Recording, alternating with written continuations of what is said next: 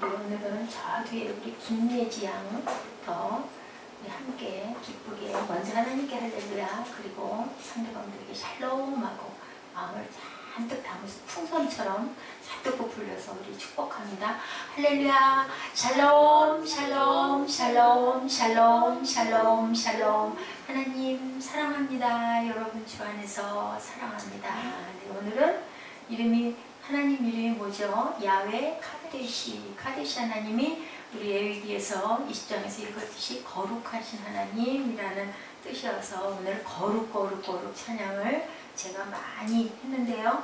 자, 우리가 거룩해지려면 먼저 욕심을 비워야 되겠죠. 나만 잘 살려고 하는 욕심을 비워야 되겠고, 그 다음에 감사하는 삶을 살면 거룩해질 수 있을 것 같아요. 특별히 우리 예지가 오늘은 아주 반짝반짝하니 와서 좀 수다를 떨어서 그렇지 지금은 아주 예뻐서 제가 재밌는 예화를 먼저 여러분들에게, 우리 예지에게 특히 선물하는 마음으로 욕심을 부렸더니 어떻게 됐더라. 좀 아는 예화일 수도 있어요. 어떤 그 요즘에는 60배 잔치 잘 안 해요. 근데 60배가 값이 아니지 않나요? 60배 생신이죠. 60배 생신을 맞은 어떤 아주 부부가 사이가 좋았대요. 금슬이 너무 좋은 그 부부에게 잔치를 하는데 펑 하더니 요정이 나타났어요. 나타나가지고 아내에게 먼저 물어봤어요. 너무 착했대요. 아내가 너무 남편을 잘 섬겼나 보더라고요. 아내에게 먼저 물어봤대요. 당신 소원이 뭡니까? 했더니 아내가, 같이 아마 60이 동갑이었나 보죠. 저희는요 너무 어렵게 살아서 한 번도 여행을 못 다녀봤어요. 제 소원은 세계 여행을 하는 게 소원입니다. 그랬더니 벼랑간에 펑 하더니 아내 손에 2장의 세계 일주 여행권이 탁 주어졌어. 기쁘겠죠. 그 다음에는 남편에게 물어봤어요.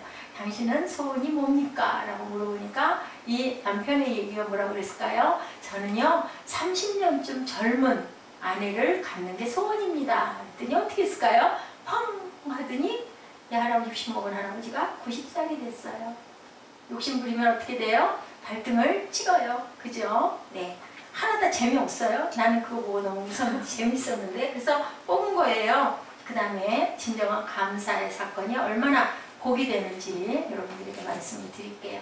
어떤 농부가 성실하게 일을 잘하는 농부가 어느 해에 아주 그 밭곡식이 풍년이 들어서요, 무가 아주 크게 아주 탐스럽게 무가 주렁주렁 열렸는데 정말 무 하나가 특이하게 돌연변이었나 봐요. 사람 몸뚱이만한 그런 아주 커다란 무를 하나를 낑낑 메고 이 농부가 뽑았어요. 뽑아가지고 이거를 그냥 먹기는 너무너무 아깝고 그걸 잘라도 아마 정말 12토막 이상 나서 깍두기를 해도 이만큼 할 만큼 너무 컸나 보더라고요. 그래서 이게 우리 고을 원님이 우리를 위해서 이렇게 열심히 정치를 잘해줘서 이렇게 풍년이 들었다. 원님에게 먹기는 너무 아깝고 이 귀하고 희귀하게 생긴 이 물을 갖다 드려야 되겠다. 그리고 원님한테 그 물을 갖다 다 드렸어요. 원님 감사합니다.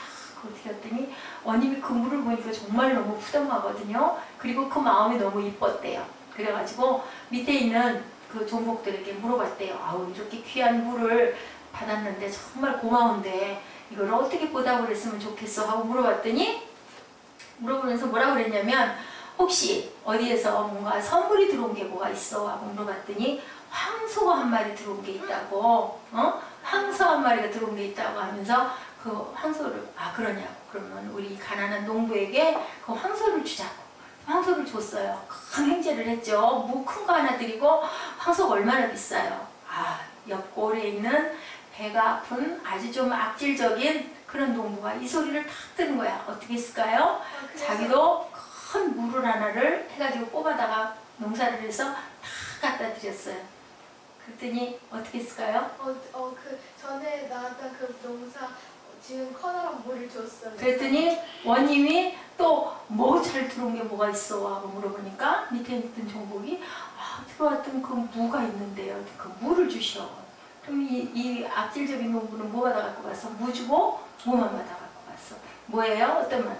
정말로 감사해야 된다는 얘기예요. 그렇게 싹 씌워서 나도 저걸 좀 받아야 되겠어 하고 욕심을 부리고 진짜 감사가 아닌 거짓 감사를 하니까 결국은 곤장을 안 맞았네. 그래도 그치? 나는 이게 재밌어서 여러분들한테 뽑아가지고 왔는데 여러분들 하나도 재미가 없는 것 같아. 별로 웃지를 않아. 나는 딴 거보다도 이 할아버지 90살로 늙어버렸다는 얘기가 너무 아유 고소해. 남자들은 어쩔 수가 없는 것 같아요. 자, 오늘 이제 재밌을 줄 알았더니 별로 재밌어 하지 않으니까 카데시 얘기를 한번 우리 나눠보죠. 자, 여호와 카데시 청교도 시대가 남긴 에피소드 중에 이런 얘기가 있네요. 당시 시대에는 한 사람이 예수를 믿고 교회 성도가 되면요, 지금처럼 아이고 예수 믿으세요, 예수 믿으세요 오시기만 하면 너무너무 고마워요. 그게 아니었나 보더라고요. 대부분의 지역교회에서는 그 교회 회원으로 받아들이기 위해서 위원회를 통과해야 된대요. 정말 신기하죠. 이럴 때가 있었다고 그래. 청교도 시대에 나이 많이 든 아주 원로 장로님이 질문을 한대요. 어떤 자매가, 나이가 조금 든 자매가 나는 이제 이 교회에 나오겠습니다. 출석 회원이 되겠습니다. 이제 의식을 거치는 거예요. 장로님이 물어봤어요. 자매님은 예수님을 믿기 전에 자신이 죄인이었다는 것을 인정하십니까? 라고 물어보니까 뭐라고 대답을 했을까요? 네 하고 대답을 했어요. 죄인이었던 것을 인정합니다. 그러면 지금 예수를 믿은 후에는 자신이 어떻다고 느낍니까? 그랬더니 지금은 전보다 더 큰 죄인임을 느낍니다. 왜냐하면 이제 하나님을 알고 나니까 그런 부분들이 더 마음에 찔려온다라는 얘기일 것 같아요. 저는 그 부분을 이해할 것 같습니다. 예, 그랬어요. 그랬더니 그러면 예수 믿기 전과 예수 믿은 후에 달라진 것은 뭡니까? 라고 또 자매한테 물어봤어요. 그랬더니 아주 명답이 돼서 이게 유명한 아주 그 말이 됐다고 그래요. 두고두고. 전에는요, 제가 죄를 향해서 막 달려가는 죄인이었는데 지금은요, 죄에서 막 도망가는 그러한 죄인이 됐습니다. 아주 기가 막힌 대답을 했죠. 그래서 sinner running after sin 였는데 지금은 sinner running from sin 이런 이 얘기를 했다고 합니다. 청교도 시절에 그쪽이니까 영어로 이렇게 얘기를 했을 거예요.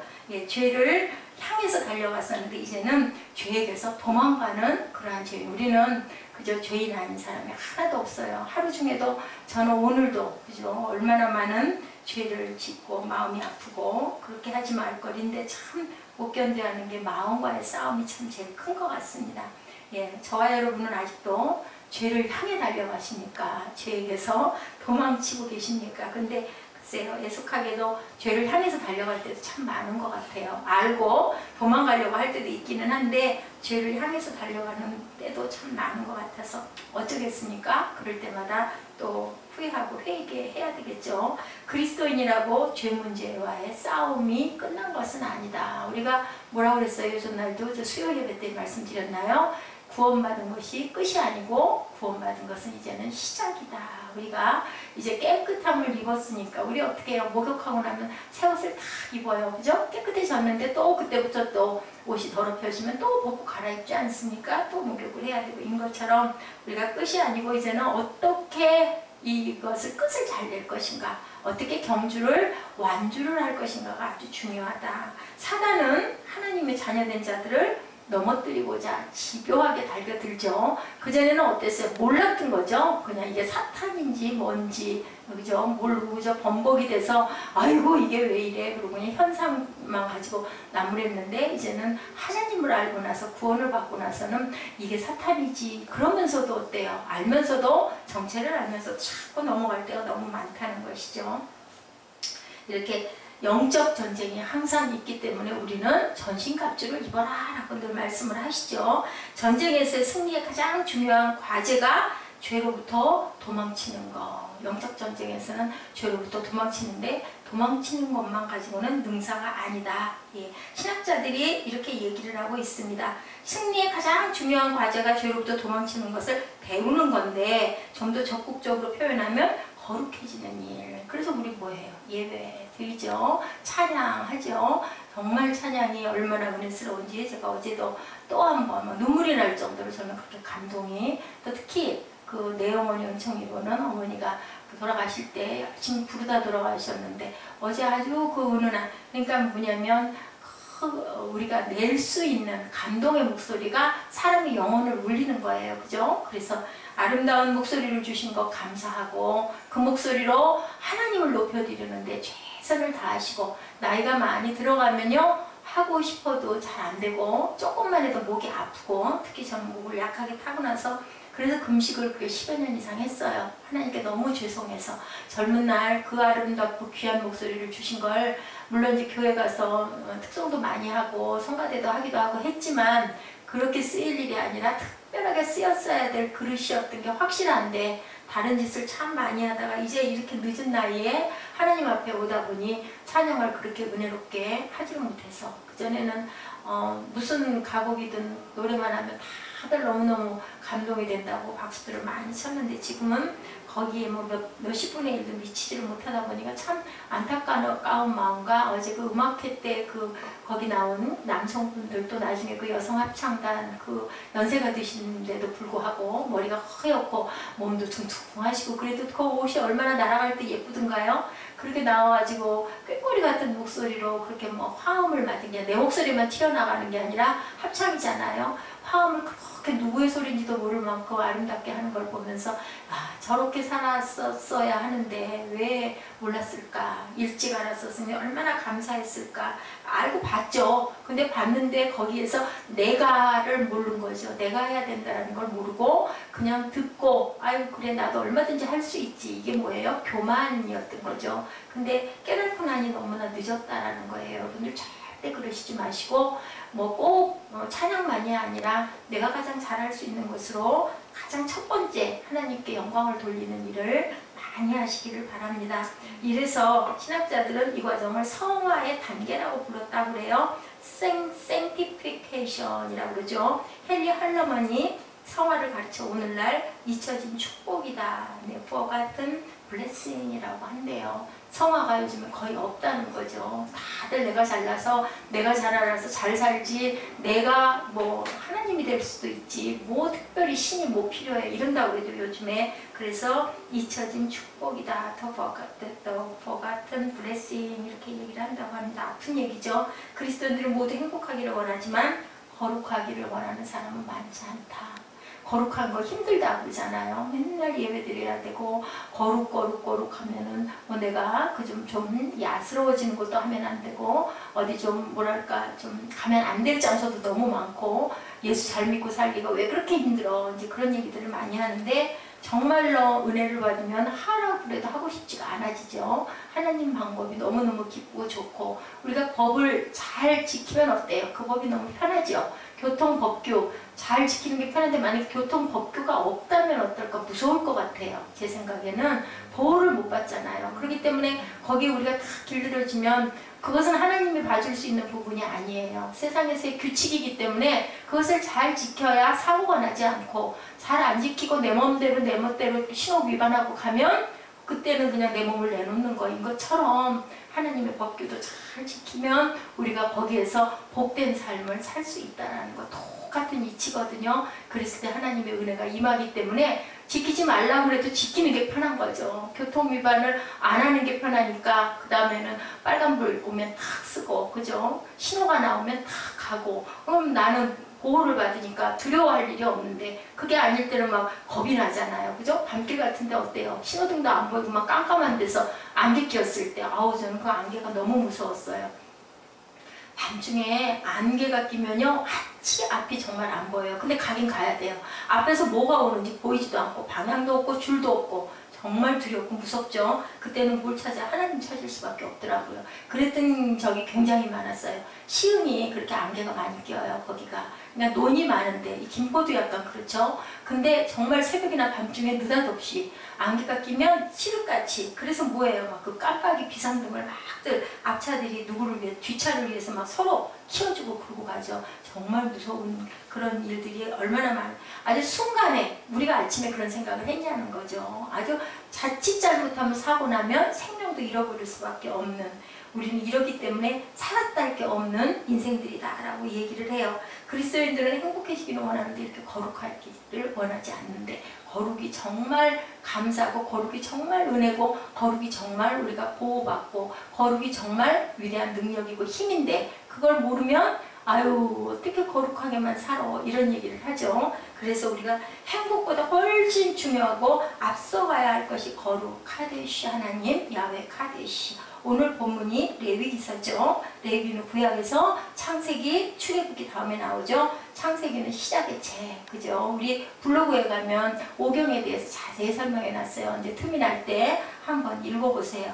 시작이 지금 오늘 많이 들어오셨더라고요. 어제보다 훨씬 많이.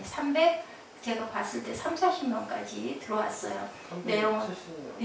내용을 충실하겠다. 이제 자정경 되면 또 조금 더 올라가겠죠. 그래서 우리 사무엘하고 저하고 봤는데 이 창출, 내신, 민수기까지 오경에 대한 것을 정리해서 제가 올려놨어요. 출애굽기는 노예의 땅인 이집트에서 어떻게 떠나나 그 과정, 그죠? 그 다음에 레위기는 죄로부터 구원받고 그 제사와 율례에 대한 거. 근데 그것이 레위기가 모든 것의 시작이라고 얘기를 해요. 하나님이 그것을 통해서 율법을 주셔서 우리가 어떻게 하나님을 경외하고 예배하고 살아가야 온전히 살아가나 하는 가장 기초를 알려주신 게 레위기이기 때문에 책은 창세기부터가 아니라 레위기부터다. 모세가 시내산에 올라가서 받아가지고 온 돌판에서 시작이 돼서 너희들이 이렇게 지키고 이렇게 하나님을 경배하고 살아라라는 여러 가지 율례와 법규를 알려주신 게 바로 레위기입니다. 그리고 이제 창세기는 믿음의 조상인 누가 아브라함을 통해서 이렇게 세상이 퍼져나갔다라는 것을 얘기한 내용이죠. 여호와 하나님은 당신의 백성들에게 이렇게 말씀하세요. 너희는 스스로 깨끗하게 하여 거룩할지어다. 누가 거룩하니까? 내가 거룩하니까. 그러니까 뭐냐면 결론은 하나님을 닮으면 돼요. 닮으려면 어떻게 할까요? 하나님의 율례를 잘 지키면 되죠. 대한민국 시민이면 대한민국의 법을, 그죠? 민법, 형법을 잘 지키면 염려 없이 보호받고 누구에게 겁낼 것도 없이 편하게 어깨를 펴면서 살 수 있는데 그걸 피해가려고 하고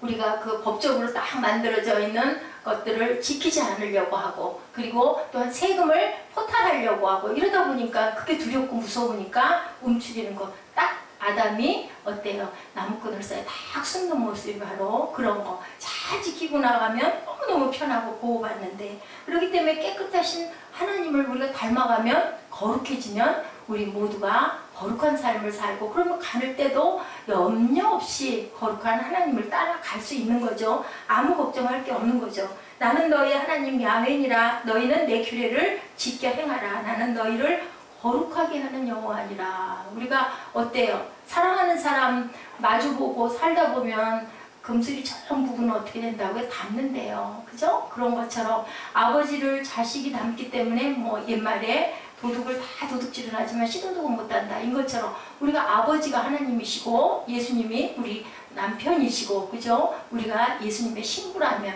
어떨까요? 사이가 금슬 좋은 부분은 잘 닮으니까 주님을 잘 닮으면 예수님과의 소통이 잘 되면 하나님이 우리를 축복하시겠죠. 아무 염려할 일이 없는 거예요. 우리는 하나님의 또 하나의 이름을 만나죠. 오늘 야훼 곧 여호와 카데쉬. 이것이 카데쉬임에서 왔대요. 원어가 카데쉬임에서 카데쉬라는 말. 카데쉬라는 말은 본래 히브리 단어 카도쉬라는 말에서 나왔는데요. 영어는 어디에 해당될까요? 거룩, 홀리에서 해당이 됩니다. 자신이 거룩하신 하나님 야훼는 무엇보다 그의 백성들이 거룩해지기를. 그잖아요. 붕어빵 소리 여러분들 아시죠? 어쩌면 그렇게 아이가 아빠를 똑 닮았느냐. 이제 모습이 닮다 보면 자라면서 엄마 아빠가 하는 행동까지 딱 닮아가요. 그래서 우리는 뭐가 돼야 된다? 교사가 돼야 되죠. 선생님이 돼야 된다. 어떤 선생님? 사랑의 선생님이 돼야 돼요. 아이에게. 그랬을 때 아이가 닮아서 우리보다 훨씬 더 훌륭한 그러한 그 아주 좋은 지성인으로 태어날 수 있고 그러기 위해서 우리는 무엇으로 교육 훈육해라 라고 얘기하죠. 쉐마 이스라엘. 하나님의 말씀으로 교육하고 양육을 언제부터? 돌되면서부터 밥상머리에서부터 가리킨다고 그러죠. 그래서 그렇게 세계적으로 유명한 석학들이 많이 나오고 거부들이 많이 나오는 게 유대인들이 많이 나오는데 왜? 어렸을 때부터 하나님의 율례를 그대로 실천하면서 살았으니 얼마나 꾸준하게 그죠? 좋은 어떤 행동과 모범을 보면서 닮아갔겠습니까? 이렇게 홀리 거룩하다. 자신이 거룩하신 하나님 야훼는 무엇보다 백성들이 거룩하기를 원하죠. 우리 아이들이 좋은 거 담기를 원하듯이, 문제는 오늘을 사는 하나님의 백성들이 그들의 삶에서 하나님의 소원인 거룩함을 실천하지 않으려고 하고 그냥 행복하기만을 원하는 거예요. 그러니까 우리가 뭐라 그래요? 멸류관이 있기 위해서는 십자가가 있어야 되는데 십자가는 싫고 그냥 아름다운 황홀한 멸류관만 주세요. 이거와 똑같은 얘기인 거죠. 그래서 사도 바울이 말씀하죠. 로마서 6장 13절에서 처방을 얘기합니다. 거룩의 실질적인 처방이 뭐라고요? 자신을 주에게 드리지 말아야 한다. 6장 13절 우리 한번 함께 읽어볼까요? 또한 너희 지체를 불의의 병기로 죄에게 드리지 말고 오직 너희 자신을 죽은 자 가운데서 다시 산 자같이 하나님께 드리며 너희 지체를 의의 병기로 하나님께 드려라. 죄에게 드리지 말고 의의 병기로 하나님께 드려라 라고 얘기합니다. 14절에는 죄가 너희를 주관치 못한다 그렇게 했을 때 너희가 법 아래 있지 아니하고 은혜 아래 있다라고 이렇게 말씀하고 있어요. 그렇게 되다 보면 우리는 어떻게 된다? 죄가 너희를 주관하지 못하게 될 것이다. 절대로 그럴 일은 없을 것이다 라고 말씀하고 계시죠. 예, 청교도 시대에 그런 그 에피소드가 있었다고 하죠. 아까도 말씀드렸죠. 우리는 죄에서 어떻게 돼야 된다? 도망가는 자들이 돼야 된다. 예수 믿지 않을 때는 그런 것 저런 걸 몰랐기 때문에 죄한테 막 달려들었죠. 달려갔죠. 같이 그냥 묶여서 갔죠. 그걸 즐기면서 갔죠. 근데 이제는 도망가고 이제는 우리 모두를 의의 병기로 드리는데 우리 자신이 생각만 드리는 게 아니라 어떻게 드리라고 그래요? 너희 지체를 드려라. 지체라는 게 뭘까요? 손, 발, 몸 모두를 하나님께 드려라. 그러면 뭐 하라는 거예요? 뭐 하라는 뜻인 것 같으세요? 지체를 드려라. 봉사해라, 헌신해라, 섬겨라, 관객되지 말고 너희들이 예배자들이 되라. 예배자라는 건요, 그냥 서서 찬양이나 하고 말씀만 듣고 앉아있는 게 아니라 예배를 위해서는 어떻게 해야 돼? 준비가 많죠. 그거를 내가 뛰어다니면서 해야 된다는 거죠. 예, 반사도 해야 되고 교사도 해야 되고 그죠? 성전 깨끗하게 청결도 해야 되고 또 바깥에서부터 좀 큰 교회들은 어때요? 주차 가장 크게 그 영향을 받고 가장 크게 봉사하는 몫이 큰 몫이 바로 주차. 그 대개는 어떤 분들이 하세요? 안수 집사님 이상 장로님들이 하세요. 새벽부터 나오셔가지고 겨울이면은 입김이 확확 나죠. 두꺼운 파카 입으시고 나오셔가지고 그렇게 봉사를 하세요. 그러다가 또 때로는 철없는 성도들에게 욕도 먹고 뭐 참 빼주냐고 고함 지르고 절이 안 비켜주냐고. 이분들 대단히 높으신 세상에서는 사회적으로 지위도 있는 그런 분, 장로님 아무나 되시지 않잖아요. 큰 영향력 있는 교회 장로님들은 교회 살림을 하시는 분들인데요. 영향력이 있으려면 또 가진 것도 많아야 되는데 그럼 위치도 대단한 분들일 건데 그러면서도 그걸 기뻐한다. 왜냐하면 섬김의 그 축복이 크게 기쁨이 있다고 합니다. 우리가 지금 그런 부분이 기쁘지 않고 힘든 거는 생활이 공고한 것도 있지만 아직 그 뭐랄까 그 충만함에 이르지 못했기 때문에 엄청난 기쁨이 터져 나온다고 그러죠. 그렇기 때문에 그걸 아니까 우리 마치 그 11조 했을 때 하나님이 나와 함께 하시고 지켜주신다라는 그게 나에게 딱 붙박이가 된 사람들은요 세상 없어도 뭐 크든 작든 간에 자기가 가진 것을 그 11조를 꼭 하거든요. 오늘 본문에 레위기서에서 그렇게 지금 계속 말씀하고 계시죠. 너희가 구원을 아름답게 이루고 너희가 행복이 중요한 게 아니라 거룩해지는 게 중요하다. 그런데 그 방법으로는 너희 지체를 하나님께 드리고 죄에게 주지 말고 의의 병기로 네 자신을 마음을 그렇게 먹었으면 온 몸을 다 들여서 하라라고 얘기를 하고 있습니다. 예, 그래서 자신을 죄에게 주지 말고 의의 병기로 드리는데요. 예, 거룩의 열쇠는 우리가 스스로를 어떻게 드리느냐에 달려있다. 드린다라는 말의 원어가요. 페리시타노라는 단어예요. 영어로는 뭐예요? 프레젠트. 그죠? 준다라는 거잖아요. 그리고 그것은 또한 그 항복한다. yiel드라는 뜻도 갖고 있습니다. 항복한다라는 뜻으로 번역이 된다고 합니다. 다시 말하면 이제는 자신을 죄에게 갖다 바친다든지 죄에게 항복하지 말아라. 의리에게 드려라. 나쁜 것을 따라가지 말아라. 절대로 내주지 말아라 라고 번역이 돼 있대요. 이제는 알았으니까. 모를 때는 몰라서 거기에 번복을 하고 죄에게 막 달려들었지만 나도 할 거야 나도 할 거야 했지만 이제는 그런 것은 어떻게 해라. 악은 모양이라도 보이고 쳐다보지도 말라는 거죠. 유혹이 오잖아요. 그죠?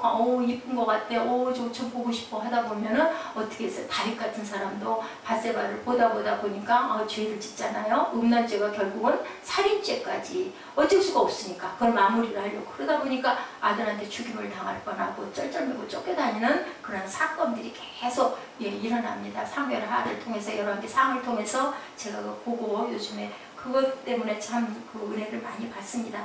우리가 구원받기 전에는 죄를 지울 수밖에 없어서 죄를 짓지만 이제는 구원을 받고 나면 죄를 이길 수 있다는 거예요. 근데 그것을 못 이기는 건 우리가 뭐가 안 돼서 성화되지 않아서. 그러면 우리가 구할 것은 뭘까요? 성령의 충만함을 구하면 되겠죠. 하나님, 제가 이렇게 약하고 연약합니다. 저는 그전에 연약하다는 뜻이 아주 그 여리여리하고 여인스러운 모습이 많은 게 연약한 건 줄 알았는데 그게 아니라 죄에 약하다는 건 죄에 자꾸 넘어갑니다. 마음이 강하지를 못합니다. 믿음이 강하지를 못합니다라는 고백이에요. 구원받고 성령께서 우리 안에 거하신다면 우리는 죄를 절대로 안 지을 수 있다는 거죠. 그렇기 때문에 그 유혹을 알기 때문에 너 사탄이지? 나는 너한테 상관이 없어. 나는 너랑 관계없어. 나는 나를 건들지 마. 하고 선포하라는 겁니다. 참으로 죄에서 승리하는 거룩한 삶을 열망한다면 우리가 죄에서 승리해야 거룩해지죠. 나는 죄에서 이길 수 있다는 것을 잊지 말고 그리고 그냥 혼자도 막 선포를 하는 거예요. 혼자 기도할 때 중요해요. 그거 그냥 쭉 눈 감고 있다 보면 졸기마련이고 머릿속으로 딴 생각을 하게 되니까 입술로 막 소리내서 우리 영어 할 때 영어 소리내서 막 해야 늘듯이 이것도 선포도 막 하다 보면요 어떻게 보면 내 최면이 내가 걸려요. 내가 막 얘기를 하다 보면 나는 너랑 관계없어. 예수 이름으로 예수의 피로 길게 얘기할 것도 없죠. 그러다 보면 정말로 막 내 마음에 열정이 일어나고 소망이 일어납니다. 6장 11절에 바울이 가리키죠. 죄에서 죽은 자로 여기라. 오죽이 나면 뭐라고요? 죽은 자로 여겨라. 네, 6장 11절 한번 볼까요? 뭐라고 했어요? 자, 로마서 6장 11절 뭐라고요? 너희도 너희 자신을 죄에 대하여는 죽은 자요 그리스도 예수 안에서 하나님께 대하여는 살아있는 자로 여길지어다. 하나님께 대해서는 살아있는 자, 죄에 대해서는 죽은 자. 그러니까 누가 시비를 걸거나 내가 억울한 꼴을 당하거나 누가 막 하더라도 내가 여기서 혈기를 냈다가 내가 죄를 짓는 거니까 난 죽었어. 죽은 사람은 말하지 않잖아요. 그죠? 죽은 사람이 막 소리 지르는 거 보셨어요? 죽은 사람들이 막 누구를 막 미워하고 얼굴이 시뻘개지는 거 보셨어요? 딱 그 생각하면 돼요. 나는 죽었어. 죄에는 죽었어. 그리고 의에는 살았어. 그러면 결국은 그게 승리한다는 거죠. 저도 이번 사건을 통해서 차라리 내가 그냥 조금 더 참고 있었더라면 이런 공격을 이렇게 많이 받지를 않을 건데 그냥 못 견디는 거죠. 결국은 중요한 건 자기 마음 다스리기가 가장 중요한 거예요. 예수께서 십자가에서 죽으실 때 뭐라고요? 내 죄를 대신하시고 죽으신 것이 사실이라면 주님이 우리 죄를 다 감당하고 가셨잖아요. 그러면 내 죄가 주님의 십자가에 다 못이 박혔으니까 내 죄는 죽은 거예요. 남은 건 뭐만 이제는 새로 소생할 것만 남았어. 새 것만 남았어. 생명만 남았어. 그러니까 죄는 다시는 살아나면 안 되는 거죠. 근데 우리는 자꾸 살아나는 거예요. 왜? 믿음이 그것밖에 안 되고 약하기 때문에. 시체가 신경질 내는 일은 없어요. 그죠? 근데 우리는 수시로 신경질을 내고 화를 내는 거죠. 그럴 때마다 하나님은 무엇으로 인하여 화를 내든 신경질 내든 그 무엇을 보는 게 아니라 바로 누구를? 나를 보는 거예요.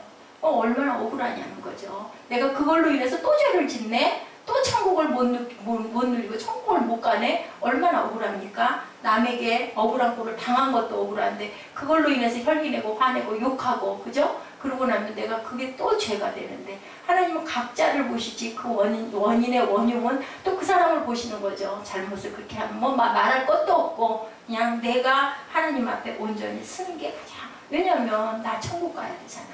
내가 구원받았으니까 하나님 보시기에 이쁜 자녀가 돼야 되잖아요. 그래야 되기 때문에 내가 그걸 참아야 된다는 거죠. 사랑하는 게 누구를 위해서? 원수를 사랑하는 게 나를 위해서. 죽은 자는 더 이상 죄에 반응하지 않는다. 이것을 계속 마음밭에 새기시기 바랍니다. 죄질 일이 생기면 뭐라 그래요? 나는 죽었는데 라고 자꾸 고백을 하세요. 죽은 나를 계속 그려보세요. 나는 죄에서는 상관이 없고 죽었다.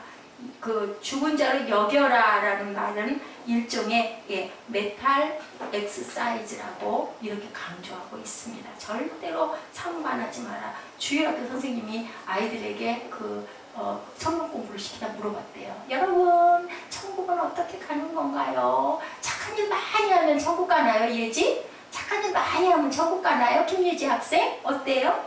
아니에요? 아유. 그런가요? 그랬더니 아니요 그러더래요. 꼬마들이, 유치부 아이들이. 그러면 교회 열심히 다니면 천국 가나요? 선생님도 물어봤어요. 뭐라고 대답했을까요? 아니요 그랬대요. 그러면 어떻게 가나요? 유치원 선생님이 물어보면 뭐라고 대답했을까요? 예지 대답처럼 예수님을 잘 믿고 그러면 가요 했을까요? 아니에요. 유치부 꼬마들이 죽으면 가요 했대요. 맞지 않습니까? 죽으면 가요. 맞아요. 뭐에 죽어야? 죄에 죽어야. 그리고 우리가 천국을 가는 건, 영원한 천국 가는 건 맞잖아요. 우리 육신이 장막집을 벗어버리면 그 상태를 세상에서는 죽는다라고 얘기하는데 유치부 꼬마들이 아주 명답을 한 거예요. 죽으면 가요 라고 대답을 해서 아주 배를 잡고 웃었다고 그래요. 믿음으로 가는 나라, 그죠? 그렇게 대답을 할 줄 알고 선생님이 자꾸 질문을 한 거예요. 예수 믿으면 가요. 아까 우리 김예지 학생 얘기처럼. 근데 이 꼬마들은 아주 더 진솔하고 더 솔직한 거죠. 죽으면 가는 거 맞아요. 자, 우리 옛사람이 죽어야 되죠. 새사람이 살아나야 됩니다. 아주 중요하죠. 나의 자아가 내 자아가 죽어야 내 안에 거룩하신 예수님이 나타나지. 내가 딱 덮고 있으면 거룩한 예수님의 형상이 나타날 수가 없다라는 거. 그리고 자신을 다시 어떻게 죽었으니까, 죄에 대해서 죽었으니까 뭘로? 살아난 새 사람으로 하나님께 드리라는 거예요. 의의 경기로 드려라. 근데 마음만 드리는 게 아니라 뭐를 드려라? 지체를 드려라. 그건 뭐예요? 행동하라는 거예요. 우리 몸으로 섬기라는 거예요. 아니, 말씀에 딱 있는 거예요. 그러니까 결론은 교회만 살짝 갔다가 나 부담 갖기 싫어하고 나는 어느 교회 다니는데 하면서 큰 교회를 입에 덜먹거리고 궁둥이만 살짝 붙였다가 시작할 때 뭐예요? 그 사도신경 뭐 할 때 문 앞에 서 있어 살짝 궁둥이 걸쳤다가 축도할 때 다들 눈 감고 축도 받을 때 빨리 가야지 그리고 튀어나가는 사람은 아무리 교회를 다녀도 하나님께 헌금을 아무리 많이 해도 천국을 소유할 수가 없다. 중요한 건 세상에서 천국도 천국이지만 우리 영원한 세상을 갈 수가 절대로 없다라는 거죠. 거룩은 무엇을 안다는 것만으로는 이루어지지 않는다. 행해야 된다. 네. 거룩의 첫 조각은 죄를 향해 끊임없이 어떻게 해라? No, 아니다. 그리고 의를 위한 yes 하고 받아들이는 마음을 가져라. 예. No 했으면 그 다음에는 하나님을 향해서는 yes.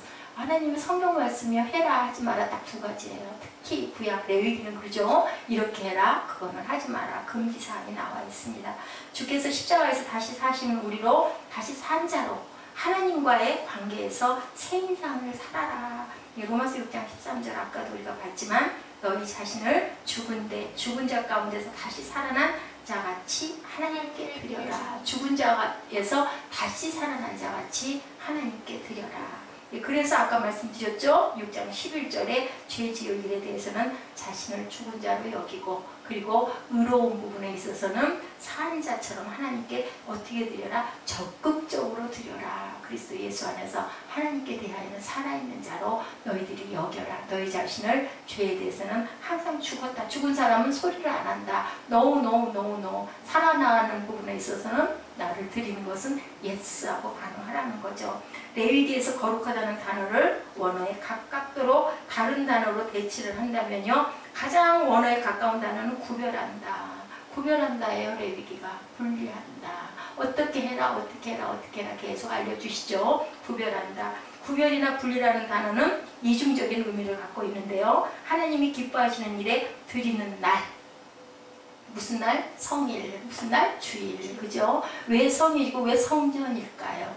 구별된 것을 행하는 곳이기 때문에 성전이에요. 그리고 구별된 우리가 삶을 사는 유일한 하나님이 주인인 날이기 때문에 성일이라는 거죠. 속되고 더러운 것에서 분리의 의미도 있지만 구별해 놓은 것을 하나님의 목적에 사용하기 위해서 쓰라는 거예요. 그게 바로 성일이고 성전이라는 거죠. 우리가 성도인 것은 단순히 죄 짓지 말고 살아야 하기 때문이 아니고 하나님의 백성으로 구별된 이유는 하나님의 거룩한 일, 하나님의 거룩한 목적에 쓰임받는 자들이 너희들이 되어라. 성도가 굉장히 중요한 거예요. 성도가 우리 뭐 교회 처음 나오면 성도님 하지만 사실은 그 성도라는 뜻은 전에 한번 말씀을 드렸죠. 뭐 성인과 같다라는 뜻이 된다고 제가 말씀드렸어요. 그런 것처럼 이렇게 구별된 삶을 살아가고 하나님께 드릴 목적으로 세워진 자들이 바로 성도다. 엄청나게 거룩한 의미를 갖고 있습니다. 예배의 중요성이 얼마나 귀한지, 예배는 축도와 함께 끝나는 게 아니고 축도받음으로 시작이라고 생각하시면 돼요. 축도로 목사님들이 모든 사람들에게 축복을 해주고 나면 나는 축복을 받았으니까 이제 축복받은 자로, 죄에 대해서는 죽은 자로, 의에 대해서는 예수 산 자로 나는 다시 새롭게 일어납니다. 그리고 나를 의의 병기로 내 지체를 하나님께 다 드리겠습니다. 그리고 어떻게 해요? 사회 나가서 열심히 내 달란트대로 주변을 빛을 내면서 살아가는 거죠. 그래서 삶이 예배가 돼야 된다는 뜻이 바로 그거예요. 축도를 받음으로 인해 내가 힘을 얻어가지고 말씀으로 인해 내가 다시 새롭게 살아나서 축도받고 이제는 흩어져 나가서 내가 의의 병기로 드려질 겁니다 라고 나는 이제 가는 거예요. 무장을 주일날 우리가 세상 사람들 월화수목금토일 이렇게 하지만 우리는 어떻게 주일부터 그죠? 주일하고 월화수목금토 주일이 시작되는 날이다. 이렇게 자신의 모든 지체를 거룩한 도구로 드려라. 거룩을 이루는 첫 번째 처방 죄의 노, 둘째는 의의 예스하는 그러한 삶을 살아라. 바울은 헌신을 가르칠 때마다 무엇으로 헌신하라고 하지 않았다고요? 마음으로 하라고 하지 않았어요. 몸으로, 지체로 그렇게 해라. 산제사로 드려라. 6장 13절에서 계속 말씀하고 있죠. 여기에 사용되어는 원어가 신체의 구체적인 부분들을 나타내고 있어요. 머리가 하나님의 의로운 일, 이웃을 세우는 일에 쓰여져야 한다. 아니면 이웃을 해롭게 하는 일에 여러분의 좋은 머리를 쓰시겠습니까? 아니죠. 세우는 일에 우리의 하나님이 주신 지혜를, 하늘의 지혜를 세우는 일에 써라. 네. 우리 머리와 생각, 입술과 혀, 그리고 손과 발, 그 모든 지체를 하나님께 드리는데 어떻게 드리라고요? 거룩하게 드려라. 헌신하고 봉사해라.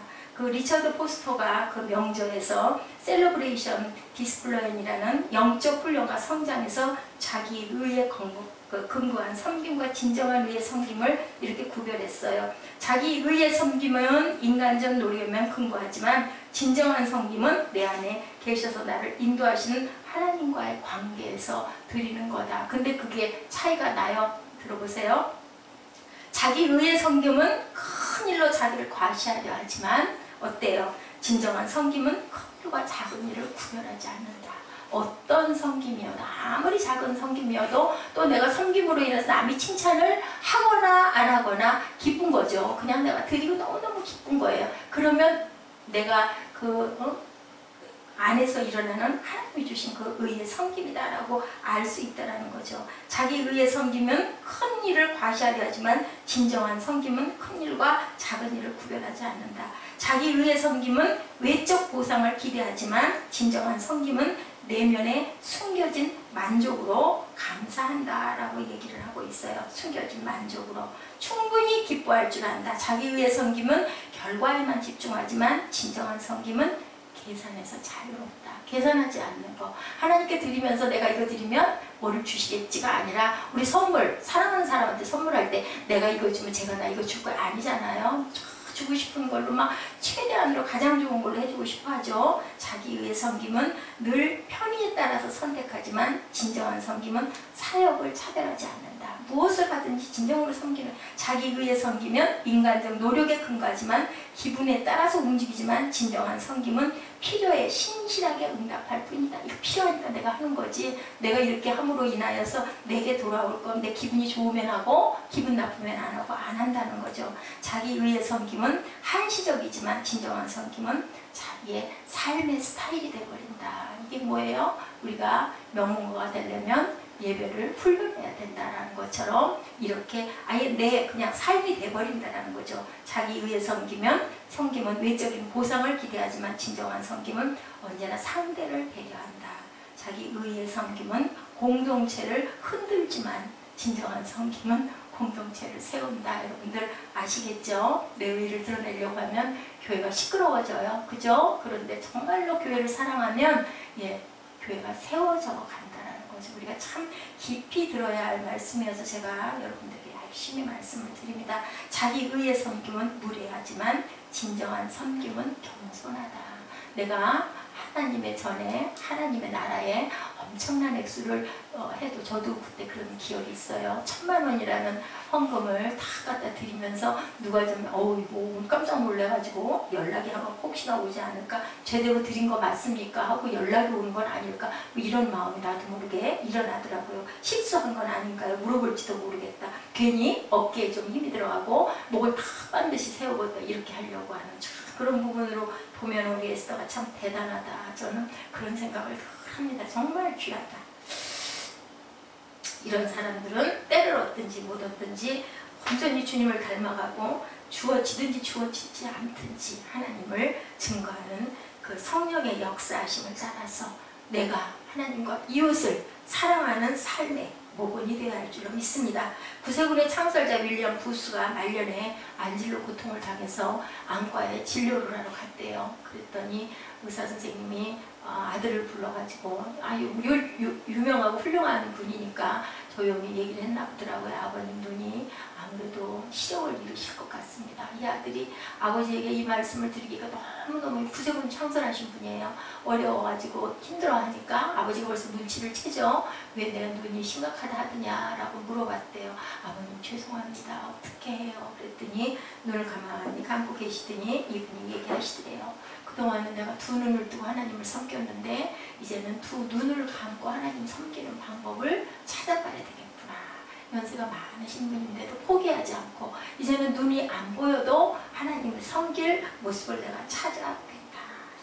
이런 삶이 거룩한 인생의 표본입니다. 우리는 아이고 뭐 그런 사람은 특별하니까 그렇지 그렇게 생각하지 마시고요. 우리도 조금이라도 흉내라도 내고 닮아가려고 하다 보면 우리도 조금 할 수 있지 않을까라는 생각을 하시는 이런 삶이 정말 거룩한 인생의 표본이죠. 어떤 장모님이 돌아가시기 전에 췌장암을 앓으셨는데요. 그때 그 교회가 성전이 자꾸 지어질 단계였었대요. 근데 이 장모님은 정말 한결같이 섬김을 너무너무 잘하셨대요. 그러니까 이 목사님이 항상 이 장모님한테 질문이 그거였다고 그래요. 저기 장모님 예배에 지장 없을까? 왜냐면 막 성령 공사를 계속 일어나고 하니까 장모님 그거 하면은 이번 주일 예배 괜찮을까요? 괜찮을까요? 그러면 장모님은 한결같이 대답. 목사님 염려하지 마시고, 장모님은 연세가 훨씬 많으시죠? 염려하지 마십시오. 예배에 차질이 절대로 없게 하겠습니다. 예배에 차질이 절대로 없게, 아주 입버릇처럼 이랬대요. 근데 성전 공사 딱 마무리 해놓고 나서 본인의 아픔을 느낀 거죠. 견디고 있다가 자제들을 아무도 모르게 혼자 병원에 가서 검사를 했더니 췌장암 말기라고 진단이 내렸대요. 한 달 동안 주변 정리를 하고 한 달 만에 돌아가셨는데 장례식이 토요일이었다고 합니다. 그래서 목사님이 마지막 가는 그 발인 장례 예배 때 그렇게 말씀하셨대요. 장로님 평생에 우리에게 하신 말씀처럼 예배에 지장이 없이 가시는 날도 토요일이었다라고 이렇게 얘기를 하고 많이들 섭섭해하고 안쓰러워하고 안타까워하고 그렇게 우셨다라는 그런 얘기가 나와 있습니다. 우리 갈 때 중요한 건 어떻게 사는 것도 중요하지만 돌아갈 때 세상에 남아있는 사람들이 얼마나 안타까워하는 그런 존재가 됐을 때 하나님께 영광이죠. 그리고 사람들이 빛의 노릇을 하는 거죠. 이렇게 윌리엄 부스처럼 이 교회를 세워갔던 장로님, 자기의 그 돌아감을 알고도 끝까지 성전 공사를 끝내고 그리고 자기 진찰을 아들, 딸도 모르게 혼자 하고 한 달 동안 정돈하고 그렇게 토요일날 돌아가셔서 예배에 지장이 없게 했던 그러한 그 장로님의 모습, 그런 걸 하나님이 들어주시는 것 같아요. 그런 부분은 얘야 내가 들어줄게. 하나님이 들으시는 기도는요, 하나님이 보시기에 온전한 기도는 뭐든지 들어주셔요. 여러분들 나중에 시간이 가고 나서 한번 이렇게 돌아보세요. 내가 가장 원했던 건데 하나님이 원하시는 뜻하고 같은 뜻은요 이루어져 있어요. 그 시간이 언제일지 몰라서 그렇지만, 그렇기 때문에 우리가 낙심하지 낙심하지 말라 하면서 갈라디아에서 말씀하시죠. 포기하지 아니하면 때가 되면 이루리라.